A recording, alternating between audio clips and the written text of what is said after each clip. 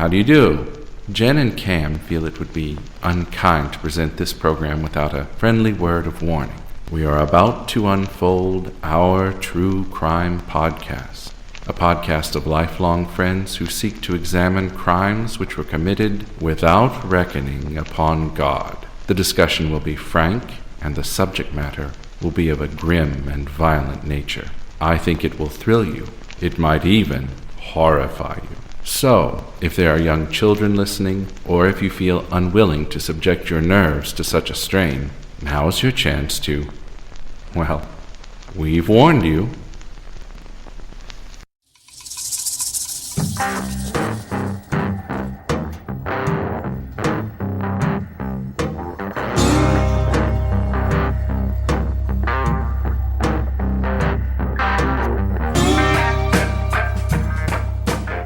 Hi, Jen. Hi, Cam. How are you? I'm pretty darn okay. How are you? I'm doing really well. Really well. Anything new? Oh, no. Not really. Not really. Same old, same old. It's summertime and... It's hot. It's hot. And I don't like it. I know. I don't like it. But you like not being in school. It's nice. You know, although my youngest daughter has to do summer school and she begs me every day not to go. I've been subbing, and I don't know, I think I forgot to tell you this story, but it cracked me up. So this little boy got in trouble. This is kindergarten. Lord help me. All the respect for kindergarten teachers right here, man. Let me tell you, because you normally teach seniors, right? Yes. So this little boy comes out, and he's like, hi. I go, hi, buddy, what's up? And I'm like, where were you? And he's like, oh, I got in trouble.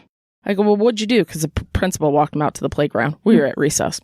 And I go, well, what'd you do? And he goes, I got in trouble on the bus last night. I go, oh, what happened? He goes, well, my hand, it accidentally hit another kid's face. Aw, I hate when that happens. I was like, okay, buddy.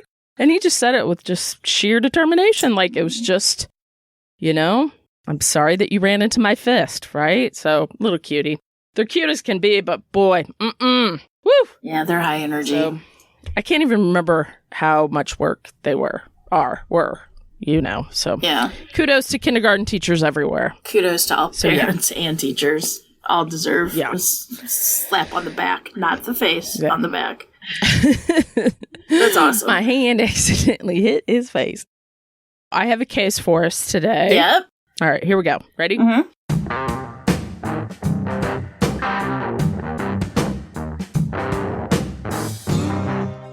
An anonymous phone call comes into police in October of 2002. On the other end of the line is a man who states he's been hearing rumors, and the rumors were so strong, he felt the need to call the police. The man said that he'd heard that a body was dumped near Half Moon Bay. Officers go to check out the tip, not really sure if it'll lead to anything. The area the man described is actually part of a national forest. It's a remote area, and at this time of year, October, the fall, it's closed to visitors. When officers arrive, they find a torn piece of material hanging from a tree, and the material kind of looks like it belongs to some material that's lying on the ground nearby. The material, it's blue, sort of like a sky blue, and it looks to be like a blanket or bedspread, something like that, something rather large. It is, the scrap of material is torn off the tree, but nearby it's sort of a hole, I guess, and it's kind of buried with some dirt, some rocks and leaves on top of it. But as they get closer, it looks like the material, as well as some of the nearby rocks, have blood on them.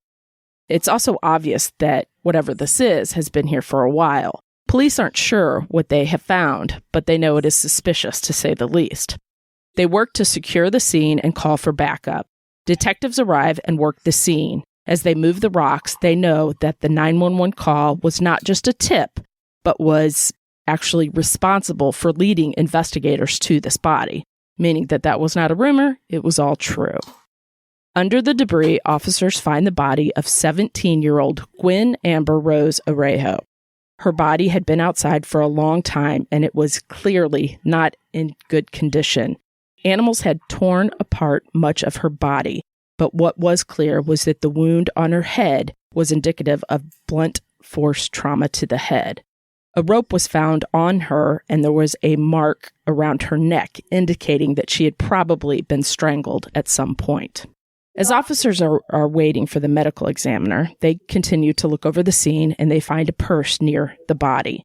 Inside the purse is a wallet with a student ID with the name of Gwen Araujo. Gwen had been reported missing just 10 days earlier, and so they were pretty sure that they had just found her body. Her mother, Sylvia Guerrero, reported her missing, but had a feeling that Gwen was not just missing, but dead. I guess that's sort of a mother's instinct. You kind of know. Mm-hmm. With a name and now a confirmed homicide on their hands, police get to work. They work the circle, as they always do, and they contact Gwen's best friend, Chrissy Blansett. Chrissy tells officers that they had just spoke the night before she had went missing, but she also added that earlier her and Gwen had argued. They'd kind of got in a fight, as 17-year-olds do. We know about that, Jen. Mm-hmm. And they actually did not speak for a week. But the night before she went missing, they had just made up. So this means that Chrissy couldn't really give police a lot of information about what Gwen was doing the week prior to her murder.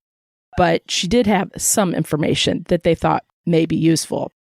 The two had been tight for a long time, but recently Gwen made some new friends, and this group was a bit, shall we say, different than the people they would normally choose as friends to hang out with. This group of people like to party, hang out late, and get into a bit of trouble. There's a twosome by the names of Paul Merrill and his brother Jose. Now, these boys had their own place. Yes, young and had their own place. Or, to be more clear, they rented it from their parents. And by rent, this is a bit fuzzy. I think they may have actually stayed there and the parents paid the bills. But in either case, it was the place to party and party around the clock. Police find out that Paul, the older of the brothers, fancies himself as a party guru. Although he works a 9-to-5 in Silicon Valley, he prides himself on throwing the best parties around. Nice. He's good-looking, self-assured, and well on his way to being a success. So he's cocky. Now he's probably very. All these fellas are. Oh yeah, we know the type. We'll get to them. We know the type. We do. Mm-hmm. His brother Jose was not like his older brother. He's shy. He seemed to ride on his brother's coattails. He wasn't popular with the ladies due to his shyness. Now, unlike Paul, who had a longtime girlfriend named Nicole Brown, Jose seemed to be awkward with the opposite sex. Nicole reveled in the role of being Paul's longtime love. With the revolving door of people coming to all the parties, Nicole was the steady patron, and she was happy to let people know that this was her place too, if only by default. You know the type. Mm-hmm. Now, Michael Madison was a high school dropout who lived at home with his parents, still at 22 years old. Nothing wrong with that. I get it, buddy. But he would only work occasionally, and many who knew him said that he worked to get money, then to get by. Yeah. He didn't have a whole lot of ambition. Mm. Now, he was very good looking, and he was quite built. He had a nice physique, and he worked on it. He was very proud of that. Jason Caceres was a friend of both Michael and Jose, and the three of them had been very close since childhood. They had grown up together playing, t-ball, sports, high school, all that stuff. They always hung out, and they were always together at the party place, party palace, party place, whatever you want to call it. Chrissy tells police that she knew Gwen and her outgoing personality, and she was not one to just be a wallflower. She was smart, opinionated, and this did not sit well with Nicole. After all, this was Nicole's domain. This was her boyfriend's pad, so by default hers. And honestly, Nicole she wasn't really excited about having a new female around, especially one as pretty and strong as Gwen. There was a slow brewing fight, Jen, and you know what that means. It's all going to come to a head. Because you know why? There can only be two queen bees. Just as predicted, the two girls finally get into a fist fight. The ladies are pulled off each other, but now police wonder if this would be a clue into what may have happened to Gwen. Or perhaps Nicole wanted her dead, or Nicole didn't forgive her for this fight and took revenge. As authorities are waiting for the results of Gwen's autopsy, police decide to go to the Merrill brothers' home. They need to speak with these brothers and see what, if anything, they know. The brothers welcome police in, and they tell them that the fight between Gwen and Nicole was old news, and in fact, they had hung out since. Paul tells investigators that one night they were at a bar and they ran into Gwen and Chrissy, and that they even hung out together as a group, all of them, and this was after the fight. They were like old friends, right? These are the new set of friends meeting up. They're not old friends, right? But this is how Chrissy was able to tell police about Gwen starting to make friends with these new people. Oh, okay. Okay, sorry. I was a bit lost. Paul tells police that they were at a bar and they were drinking, and Paul came up to the ladies and he started to chat them up. And it comes out that Paul tells the ladies that Jose has a bit of a crush on Gwen. Mm-hmm. Flattered as she was, Jose, shy and withdrawn, was not really Gwen's type, but Gwen and Chrissy welcomed the news and sort of brushed it aside. As they're having fun, there are another two fellas, and they're friends of Jose and Paul, and they do catch Gwen's eye, and this is Michael Magison and Jaron Neighbors. The two men are close friends, and those are the two we spoke of earlier, along with Jason. Now, Michael and Jaron are really good looking, so is Jason. Michael comes from a good family, and he's the one that's, I don't want to say lazy, but not a lot of ambition. Mm-hmm. He liked to work out, he was good looking. 19-year-old Jaron was the youngest of this clique, and he fancied himself the comedian. Unlike Michael, he came from a more humble upbringing, as he was raised in a strict religious house. Jaron was actually very bright, and by all standards, should have had a stellar life. Should being the word, since we do a true crime podcast. Mm-hmm.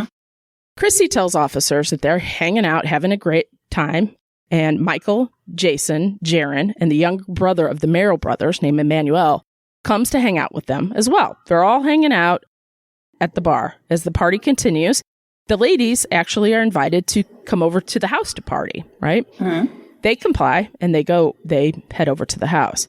They continue to throw back drinks and get to know each other. Gwen zooms in on Michael, and the two of them start getting close, much to Jose's dislike. Now, remember, Jose has a little crush on Gwen. Mm-hmm. In fact, they start smashing or mashing or macking, whatever the kids use these days, in front of everybody, right? So they're kind of hitting it off together, literally. Learning this, police now, okay, we need to go talk to this Michael and find out what he knows now. As they arrive, Michael is working out in the garage, lifting weights and grunting, Michael assures them that even though they were hooking up, they were not exclusive. In fact, Michael tells officers that Gwen liked to play around with a lot of people. 17. Come on now. Well, Michael claims... It's all good. No shaming. But I'm saying 17 is like the world's your oyster. You know what I mean? You got the whole... You got a giant menu. Michael claims that he found out the hard way, as in walking in on Gwen, who was in the raptures of love with Jose. Yep, that Jose, the shy, awkward one that had the crush on Gwen. Michael, who was always lucky with the ladies, claims that because Jose was not really the lucky type, he decided to let Jose have Gwen. Of course he decided. It wasn't him to decide. Well, of course. Michael says he was simply, hooking up, and he'd just move on to the next lady, right? The possible suspects are adding up, and while police are still trying to figure this all out, there's a break. Police were able to track that anonymous 911 call that started all of this. It seems there's a college kid who goes to school with Jaron, and like we always have said, Jen, people can't keep their mouth shut. When you commit a crime, somebody always talks. Always. Jaron, it seems, told a kid about all of this, what had happened, and the poor kid couldn't keep it to himself. Now, he's the person that actually called police. Jaron told him this. He didn't really know if he believed it, but after the 911 call came in and police investigated, it's all there. So police, they need more. I mean, they have some ideas here. They know there's definitely suspicions around these people, but they need more. So they asked this kid hey, can you please wear a wire? We need to get Jaron talking once again. So the kid, of course, is freaked out because he's a 19-year-old college kid. Yeah. Yeah. Scared but to do it. He does the right thing. He does do the right thing. Thank you. So this kid goes to Jaron and he gets him to talk. And honestly, it wasn't even very difficult. Jaron said that Gwen was not who everyone thought. When pushed for more, Jaron tells how the boys were all together one night and the topic turned to Gwen. Michael talked about how he had hooked up with Gwen. And Jose jumps in and says, hey, I had hooked up with her too. Now, what they didn't know up until this point, you know how people talk. Right. You know, you're supposed to kiss and not tell, but you and I, we always kiss and tell everything, and then we keep going, right? Well, it's because we've been friends for so long. But people talk, yeah. They're like out, you know, hanging out, whatever, and they start talking. Jose knew Michael hooked up with Gwen, and Michael obviously knew that Jose hooked up with her because he walked in on him. But what they didn't know is that neither one of them had actually had sex with Gwen. So they start talking a little bit, and there's like red flags, I guess, going off. Now, Jose said that they didn't have sex, but instead, this is a little listener discretion here for you. Jose said that they engaged in anal sex. Now, okay. Michael hears this, and he's like, wait a minute. That's exactly what happened to us. What did Gwen say? Jose explains that they didn't have regular intercourse because Gwen was on her period. Totally fine. But then Michael says, wait a minute, I hooked up with her 10 days before you, and that's exactly what she told me. So the two of them are kind of like, okay, something's not right here. This is a little weird. What's going on? Well, do you remember in high school there was the one girl who only would do anal sex because she didn't want to lose her virginity before she got married? Don't you remember that? I do, but I thought it was because she didn't want to get pregnant. I mean, that's just what I assumed. I thought it was because it could have been that too. But yeah. So, I mean, that's a thing, I guess. I don't know if I necessarily agree with that, but it's a thing. Right. So as Jaron is talking, like spilling all this out, this is, you know, the police are listening to all this and they're thinking, here we go. Like it's more information, still not enough, but Jaron goes on. And what he says is not good. On tape, he says, for the police to hear, that Gwen lied to Michael and Jose, and she deserved it, meaning what happened to her. She deserved what happened to her. Now, this is not exactly Jaron admitting to being involved in the murder, but it does give somewhat of a motive, and that, in fact, they know about her murder. So essentially, what Jaron is saying is that she was murdered, that these people had something to do with her murder, and if that's not bad enough, that she deserved it because she was not who they all thought she was. But we don't know what that means yet. Scummy. Police obviously know they need to talk to these so-called friends and find out exactly what happened and why. Police start with Nicole, bring her into the police station. Now, Nicole claims she doesn't know anything about Gwen being murdered, but she does go on to say that the friends group started to question things about Gwen. For example, how fit she was, how big her hands were, how strong she was. But Jaron put it out there. He just, because he was, you know, he fancied himself the comedian. And he just said it out loud in front of everybody. And perhaps it was something they were all thinking. But he just said, do you think she's a man? He had earlier stated that Gwen was not the woman that they all thought she was. And then Jaron goes on to say, perhaps she had tricked them all by not telling them that she was in fact a trans woman.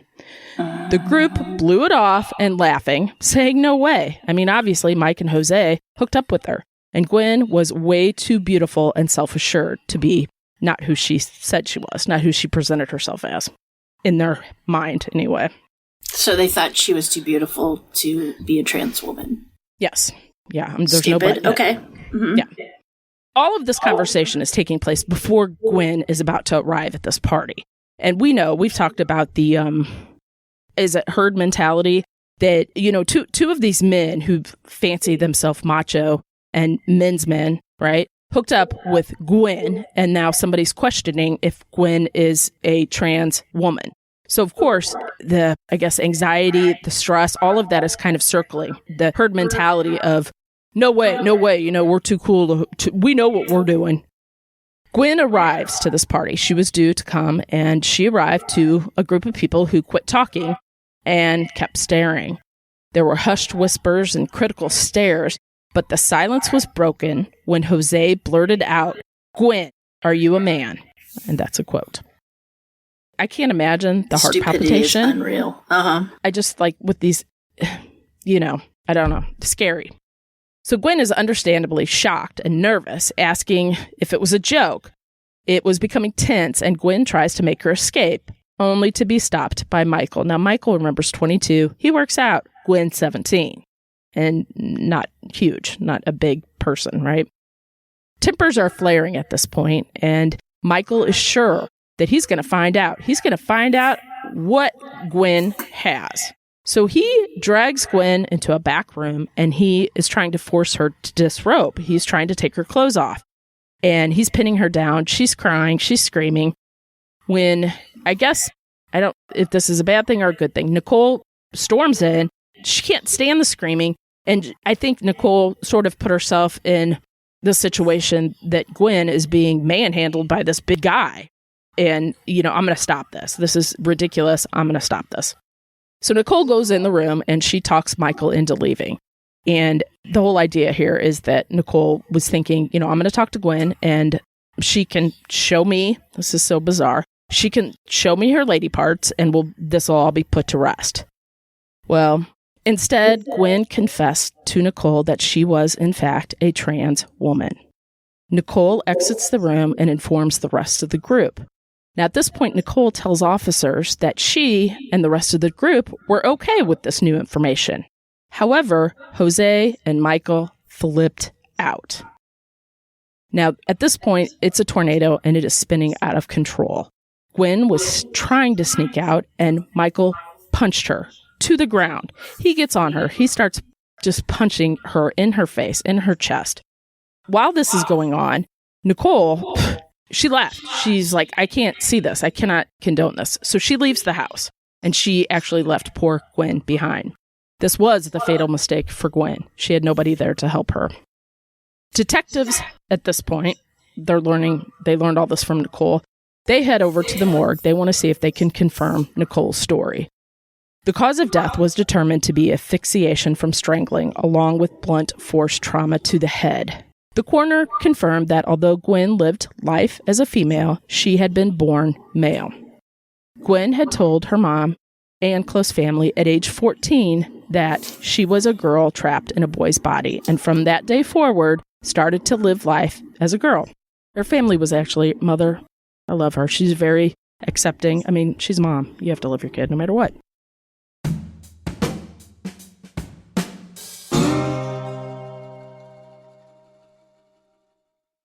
Wow, Jen, my weekend was packed solid. I met a friend for dinner last night, did yard work all day today, and I am ready for a break. How was your weekend? It's been pretty good. Last night, my 12-year-old daughter had a sleepover. And you know what? While we were waiting for the pizza to be delivered, to calm them down, I brought out the card game Love Letter by Zeman Games. That's a great idea. Did they really like it? Oh, they really like playing the games. And since Love Letter is so simple to learn, they had it down in no time. All you need to do is draw a card and play a card on your turn. And just by using the character's abilities to stay in the round, and you get your letter closer to the princess. So it's pretty easy to play and understand, right? Oh, yeah. All you need is 2 to 6 players, ages 10 and up, and 20 minutes. That's all it takes to play. And by the time the game was over, the pizza was here, and they were ready to eat. Love Letter is $11.99 and comes with a velvet drawstring bag so you can take it anywhere. You can get your own copy of Love Letter at Target, your local game store, or directly through Zeman's web store, zemangames.com. That's ZMANGAMES.com.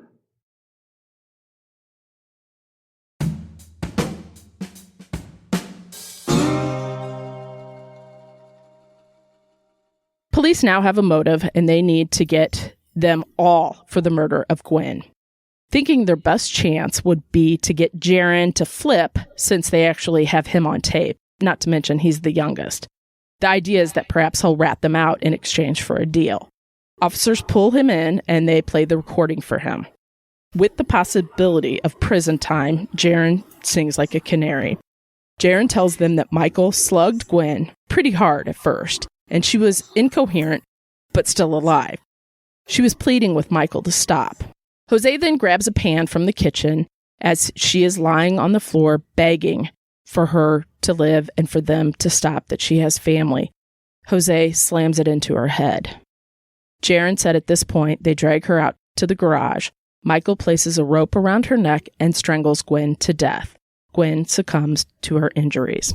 At this point, Jaron says he's still in shock, but he's still willing to help his friends.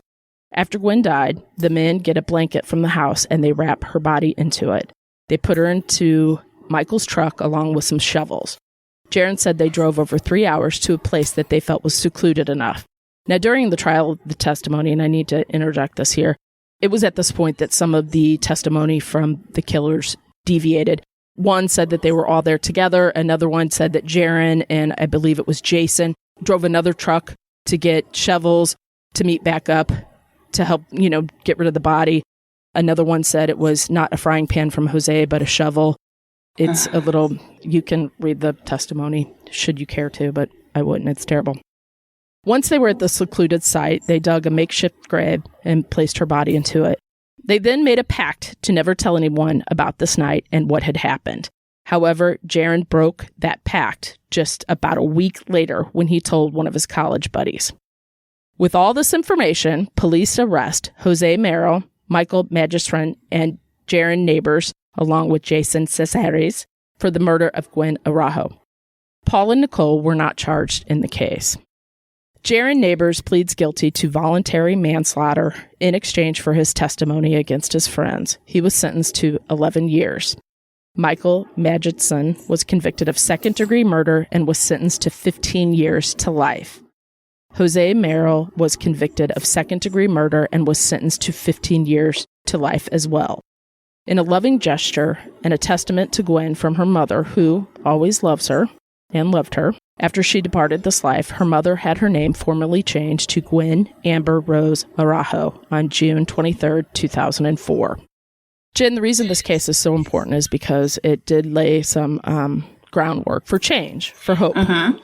In September 2006, California Governor Arnold Schwarzenegger signed the Gwen Araujo Justice for Victims Act into law. Now, this law limited the use by criminal defendants of the gay, trans, panic defense by allowing parties to instruct jurors not to let bias influence their decisions. And that includes bias towards the victim based on his or her gender identity or sexual orientation. That's cool. Then there's this little tidbit. California Governor Jerry Brown signed Bill number 2501 into law in 2014. The bill was introduced.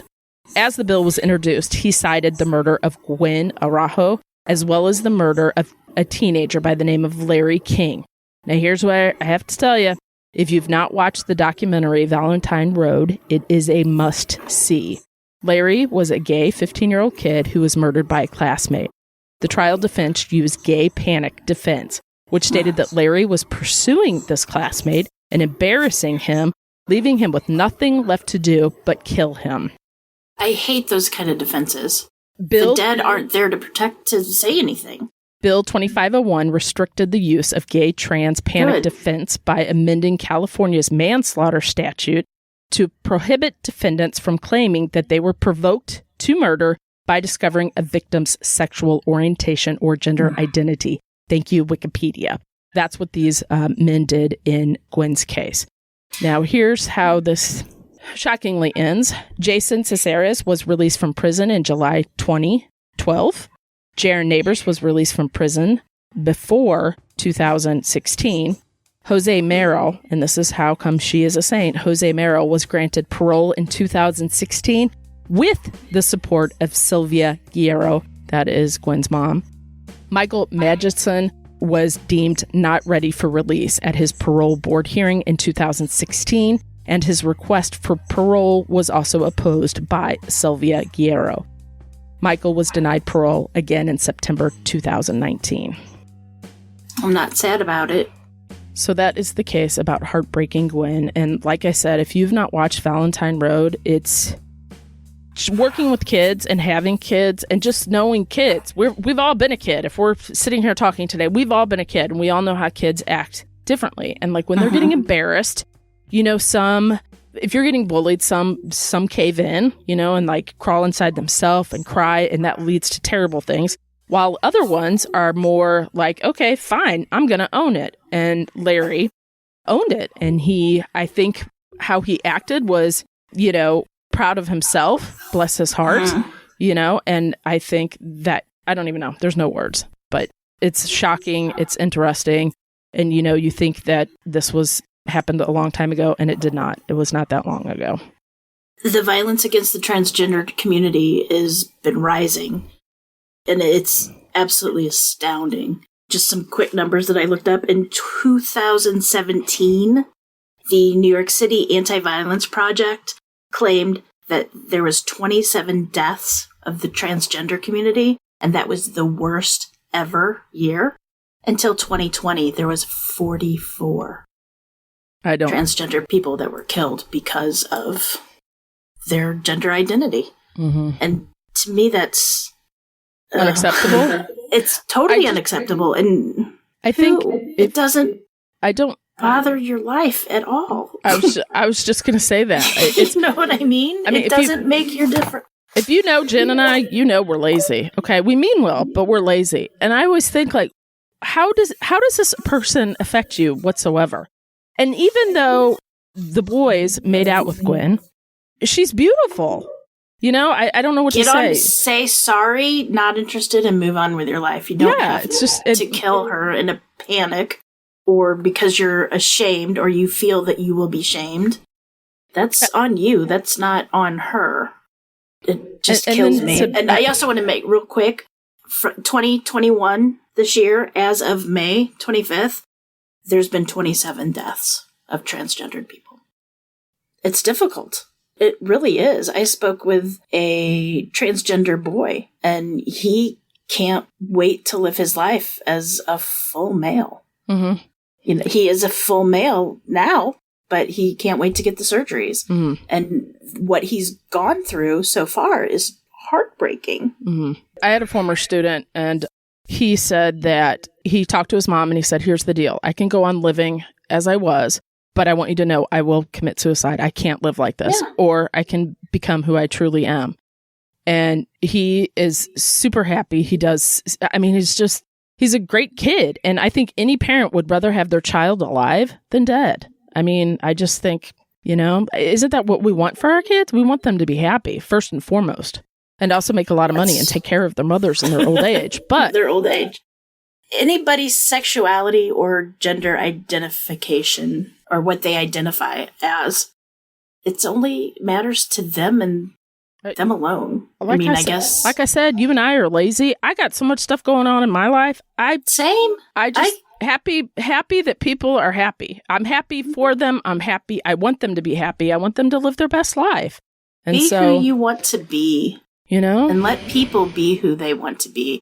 It means absolutely nothing. Mm-hmm. If it doesn't hurt anybody, who cares? Do it. I don't care.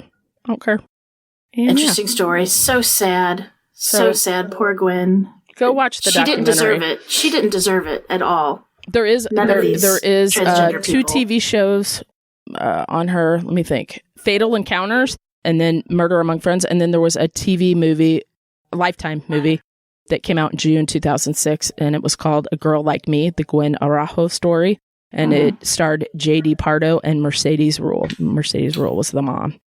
The mom, I watched her on those shows, and she's awesome. Just my heart breaks for her. Strong woman, right? All those, yeah. Mm-hmm. You'll put those in the show notes? Yes, of course. So awesome. That's, yeah.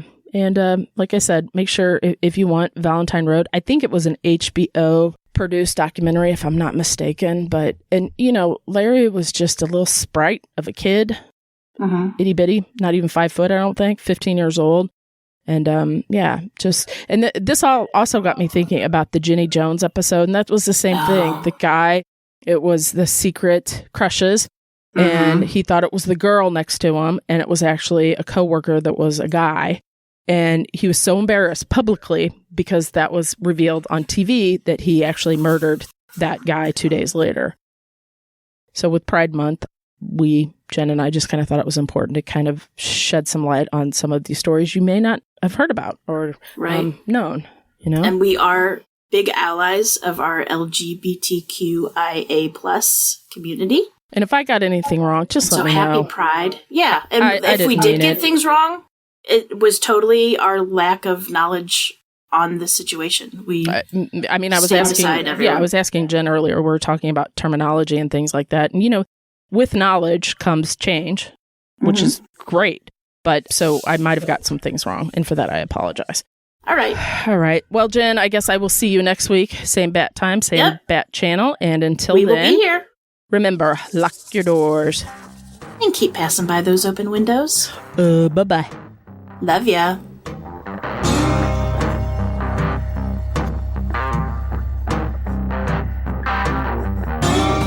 Today's episode was researched and written by me, Cam. For more information about this episode, as well as all the sources I used, please check out our show notes or the podcast website at ourtruecrimepodcast.com. Our True Crime Podcast is developed and created by hosts Jen and Cam. Original music and audio mix of all our True Crime Podcast episodes is courtesy of Nico Nico from We Talk of Dreams. Listener discretion is provided by Edward October from October Pod VHS. Our True Crime Podcast is executive produced by Nico Vertesi and Dick Vane. Make sure to like and subscribe to Our True Crime Podcast wherever you listen to your podcast. We can be reached on Instagram and Facebook at Our True Crime Podcast or on Twitter at Our True Crime Pod. You can email us at ourtruecrimepodcast@gmail.com. If you really like the show, make sure to check out our Patreon at Our True Crime Podcast. Our True Crime Podcast is an OTC production.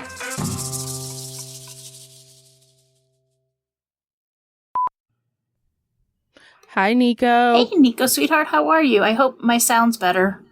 And I hope you're not hearing me from, the United States? Well, Camille's computer either. Oh, yeah. Okay.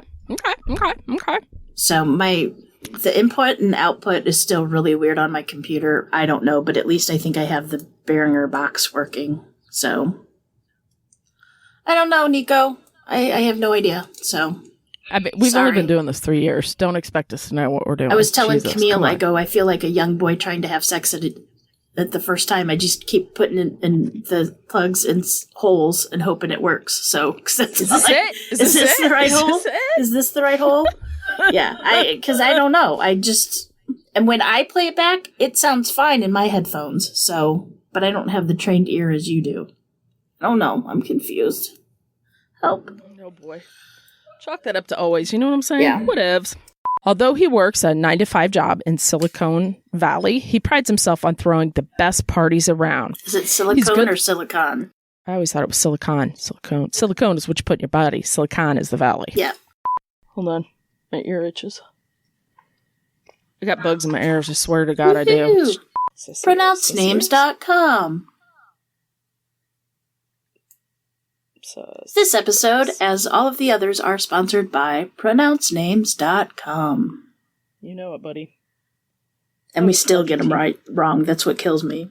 We try, though, man. Yeah. We try. Here we go. Hold on. PronounceNames.com. Casares. Casares.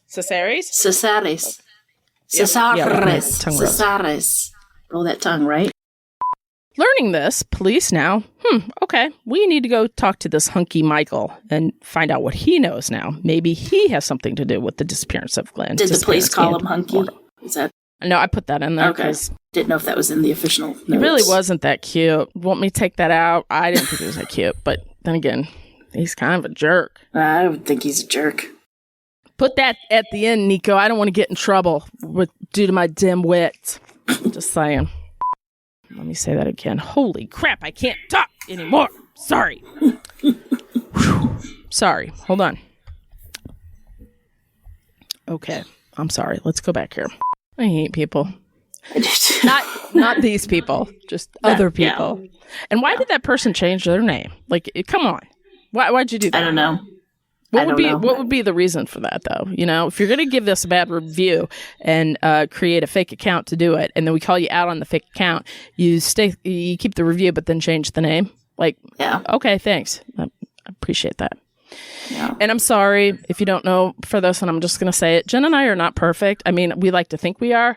And I don't even remember saying this because this was an old episode, but I do remember I had an English teacher, and the way they explained it to me, and this is what I'm guessing because I was so upset when I read this review. I was devastated. And I'm guessing this is what it was because you learn little tricks about the English language as you go. And I know I'm an English teacher, but I'm not perfect. And I remember the English teacher saying, people lie, and so people and dogs lie, rugs lay. So you lay a rug and a person or a dog lie. And that's how they taught that. And so I think I was thinking that out loud. And in a normal episode, we would have cut that out. But it was a Patreon episode, so we didn't. And so that's my explanation for that. And I totally apologize. I'm stupid, but I do use those little tricks to remind, what is it? I before E except after C. And then you have those words that make no sense and whatever. You know what I'm saying? Except neighbor and way. Mm-hmm. You cut that. You put that at the end, Nico, if you want. But I'm just saying. I guarantee that's what I did. I didn't even listen to that. So. Well, and the person who gave that critique didn't listen clearly either because they said that we compared the 13-year-old to a dog. And that was not the case at all. And thank you to the 2 listeners that stood up for us on Instagram. And, I think that harks back to our defense. To me, Camille, the English language teacher, when we did, and it was Delia, this is how you don't forget stuff, who was the trans woman who was murdered. And I said drag and drug, and I mixed those up, and somebody gave us a bad review for that. No, that wasn't that review. That was another one. That wasn't that episode, but yes, that was the drag and drug. No, I'm pretty sure it was that episode, because it was incorrect. At the beach. Her body was found at the beach, and they drug her No, it up, was the one where the guy dragged the body into the garden, the family that was murdered. I forgot the name. It was another one that you did. Of course it was me, because I have poor grammar and language skills. Of course. Right. No, but yeah, so we try really hard to get the grammar correct, and we fail a lot of the times. A lot with words, too. Words are hard, but we don't mean it. And, honestly, our heart's there. To people like that, to me, it's more important to know about the Gwens of the world who are brutally murdered for being themselves and being true to themselves than it is me messing up a word or you thinking that I'm comparing a dead 13-year-old to a dog.